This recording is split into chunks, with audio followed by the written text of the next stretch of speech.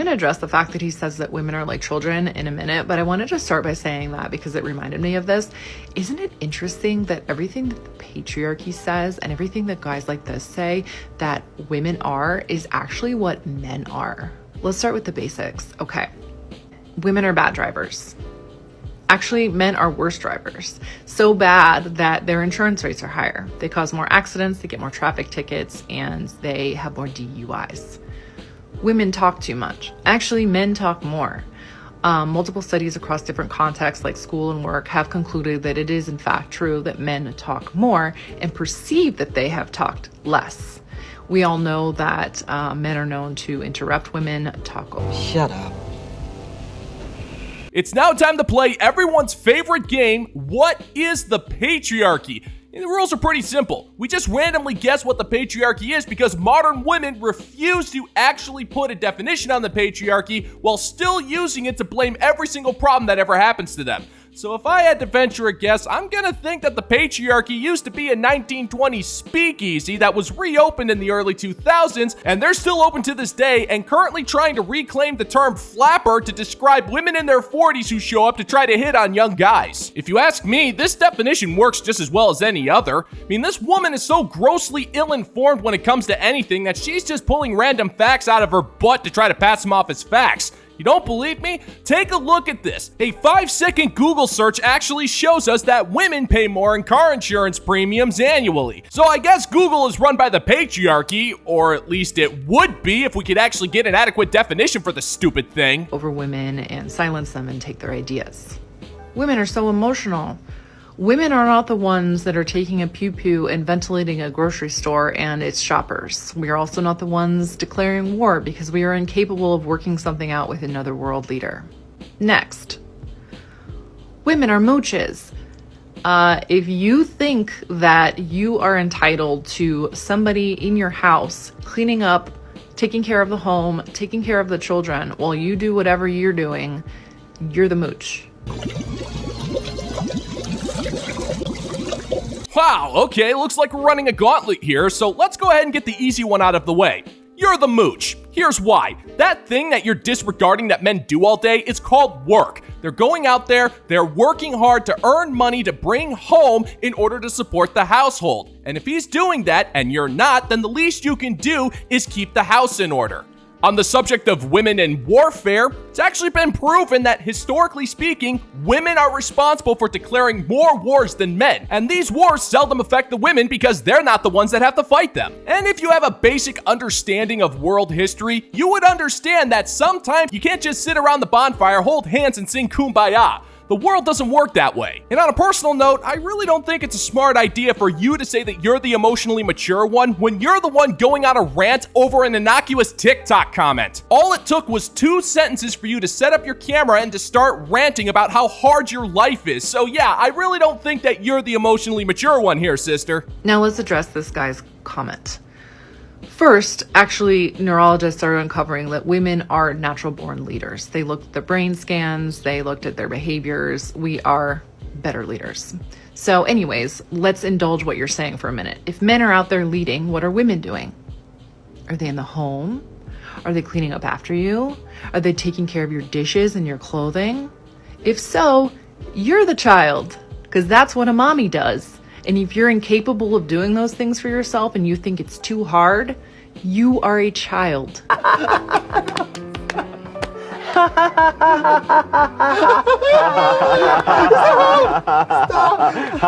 Hey. Lady, nobody is saying that it's too hard. Men are actually self-sufficient. We have been cooking and cleaning on our own for decades. And the fact that you had to make that assumption just proves you don't know what you're talking about. It's a proven historical fact that men are responsible for some of the most significant advances in science, technology, architecture, the list goes on and on. Men are the ones that are keeping society functioning. Men are the ones that make sure that your toilet flushes regularly. And men have the unspoken obligation to protect you and yours despite your incredibly unpleasant demeanor. You really need to listen to what you're saying, woman, because you're saying that no matter how hard that man works, no matter what he does or any progress that he makes with the family or in his personal life, it doesn't count because he would like some help at the house when it comes to dinner and washing dishes. And if you're not willing to pull your weight in a relationship in any way, shape, or form, then what good are you? And your endless complaints complaining without providing any form of actual solution just goes to show how lazy and entitled you truly are. So I'm gonna strongly advise you either get with the program or start making sandwiches. Either way, I couldn't care less what you think. There's the door, why don't you check it out? Y'all want to see what real weaponized incompetence looks like? Me and my mom haven't been home for 3 days. I haven't been home for longer, but he was left to his own for 3 whole days, and that's it. This is the state of our kitchen and dining room. This is the most tame of it. It's his computer just left open, but this is his mess, specifically all there. Then we get over here. Of course, you can't take out the recycling. This has been there for days. This is just something that needs recycled. Well, what did the police say? Yeah, that looks like quite a mess, and I'll even be so bold to say that he probably should be cleaning up after himself, but that's not the issue here. The issue is, why are you showing this to the internet instead of keeping it private and talking to your husband about it? What happens in your home is nobody's business. So why are you insisting on making it people's business? And the answer is relatively simple. You resent your husband to the point where you're not willing to talk to him. You resent this guy so much to the point where you would rather shame him on the internet than have a civil conversation about why he's not cleaning up after himself. Your knee-jerk reaction was to record everything and then complain about weaponized incompetence, which is something that I hear a lot about but never have received an adequate definition for. Now, if I had to venture a guess, I'd say that mess is just an underlying symptom of a much bigger issue here. This is clearly a terrible marriage where one person clearly hates the other. And judging that you're the one that's bold enough to shame this guy online, I'm gonna guess that you're the one who hates him, but then again, that's fairly obvious. All his beer and stuff. More beer. Left out ranch, or blue cheese, great, that's really ruined. That's been out for at least overnight. This is left open. That is because he refuses to do the dishes, so he has run out of silverware. Let me show you.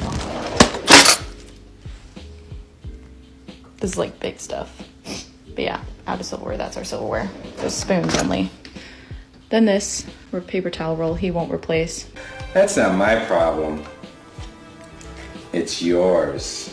I'm gonna go out on a limb here and say I don't blame her for being frustrated over the state of the house after being gone for 3 days, and this is definitely worthy of a serious conversation about why he left the mess around, but what it doesn't warrant is you talking smack about him to the entire planet behind his back. And I really think it's unfair to be accusing this man of weaponized incompetence when you're clearly the ball breaker of the household. And I get it, anybody would be frustrated to see the kitchen that messy. The issue is that you would rather score online sympathy points than actually trying to make things work with your husband. Now, I'm not about to try to defend this guy's cleanliness habits because he clearly doesn't have any, but I do think it's fair that we need to hear his side of the story to find out if he's lazy or if he's just so broken that he gave up because no matter what he does, you'll never be happy with him. But we'll never know because you won't let him tell his side of the story because no matter what he says, it'll always be wrong. And I think that's a safe guess considering that you're the one that's openly trying to shame this man online. My mom says to just leave it so he has to clean it all up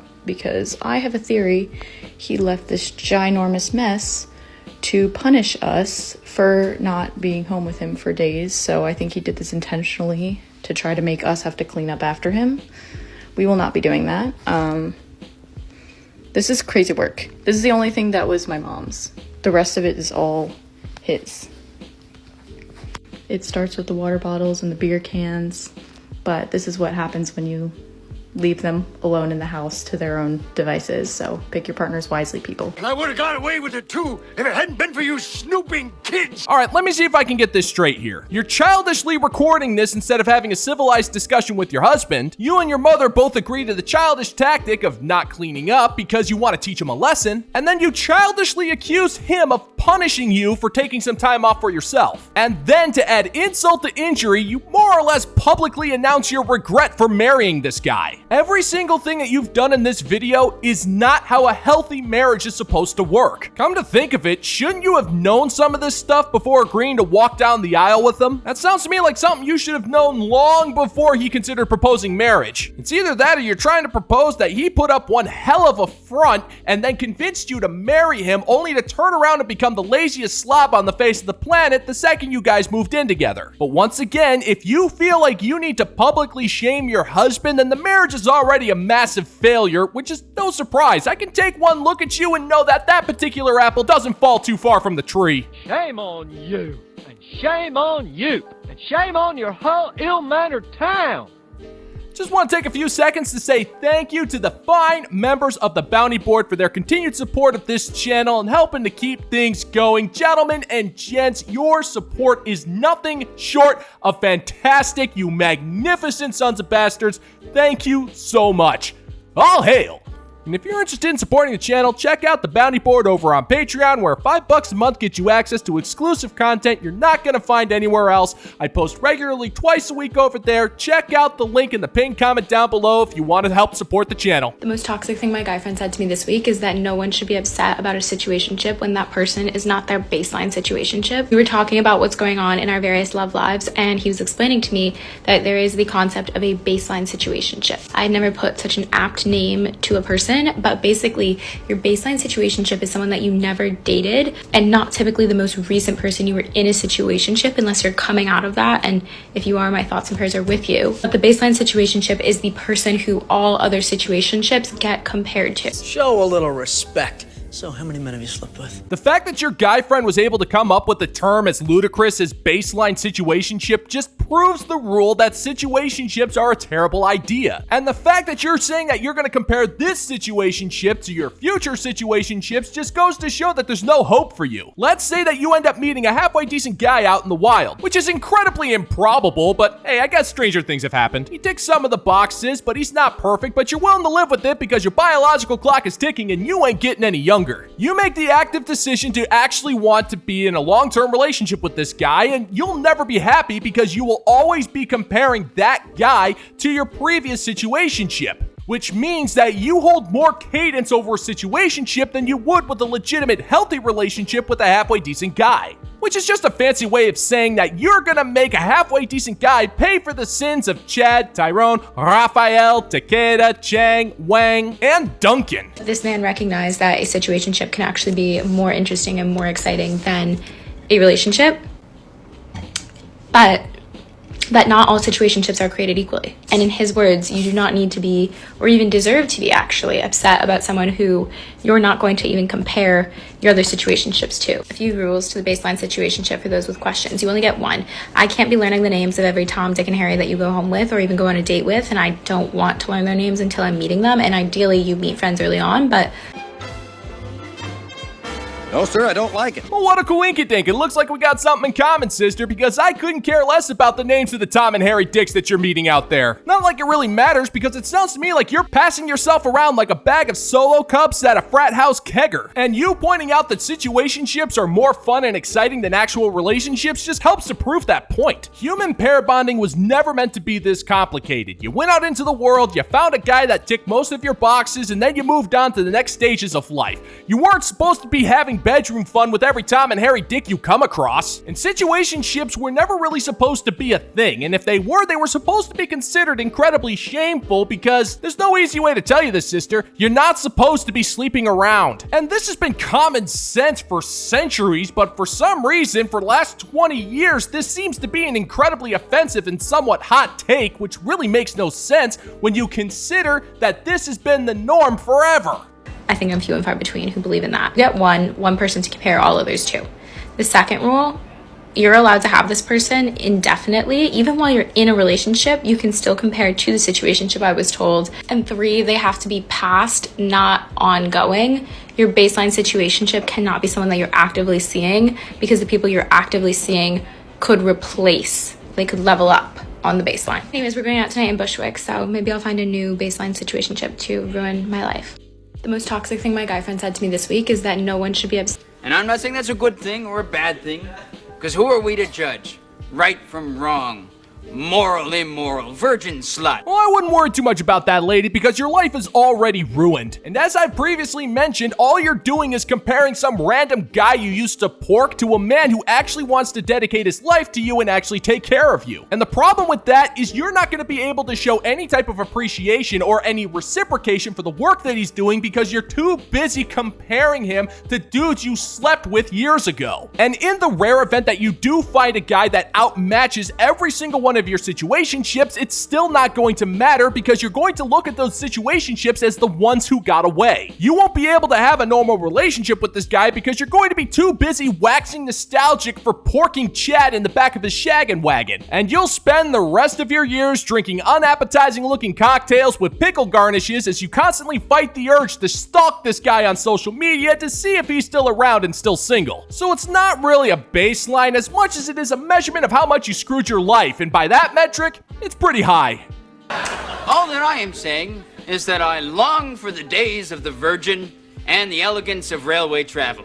There's nothing I hate to see more than a hot young girl get in a relationship and slowly start to disappear.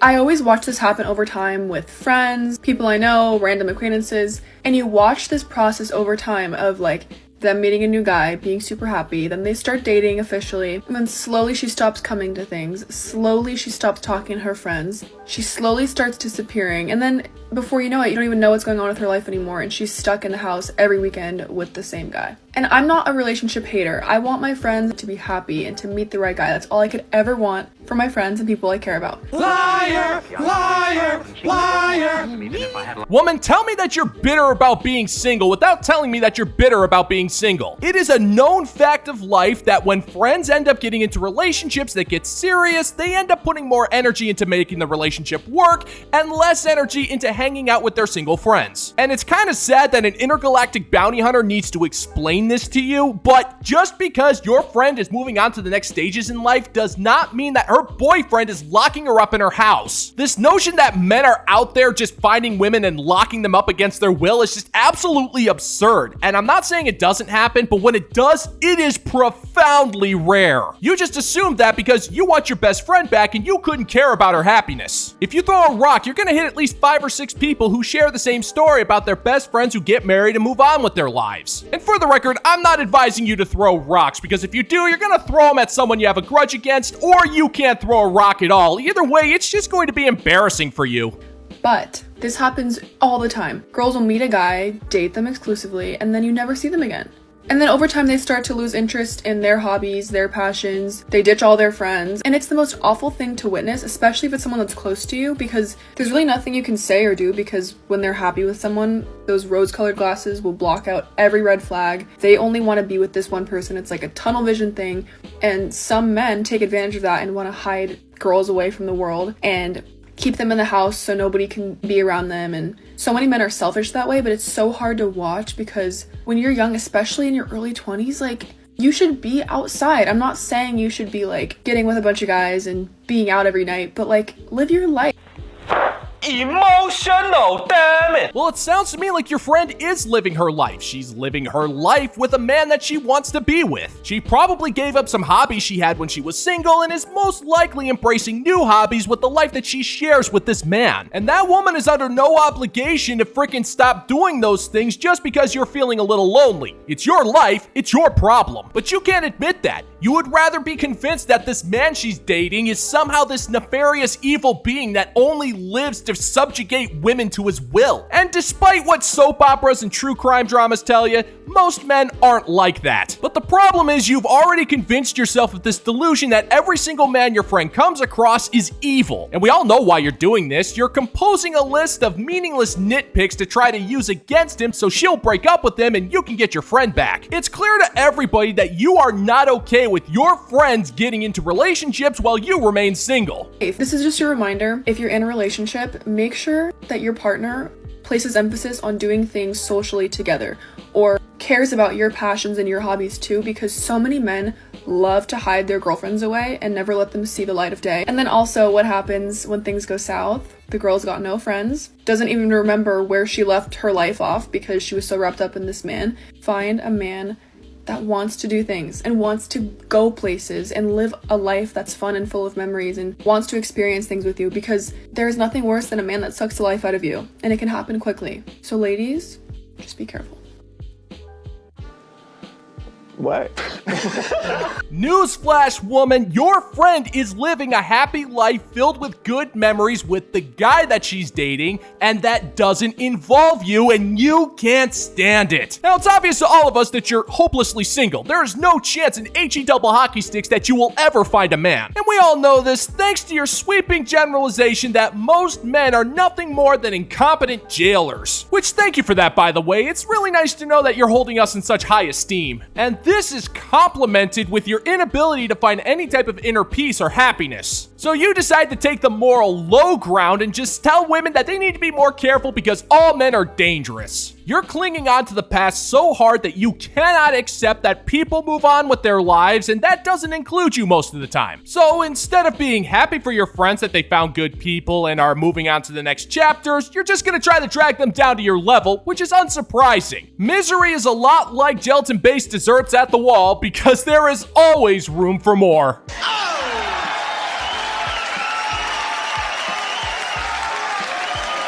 And that's gonna do it for today's video, gentlemen and gents. And as always, if you find that my particular brand of comedy is bringing you to the brink of laughter, then why don't you scroll on down and click that like and subscribe button. Ring the notification bell, leave a couple of comments, and make sure to share this video so we can give the good old-fashioned middle finger to the YouTube algorithm. Thank you so much for checking out the new video, gentlemen and gents, and until next time, peace out, homies.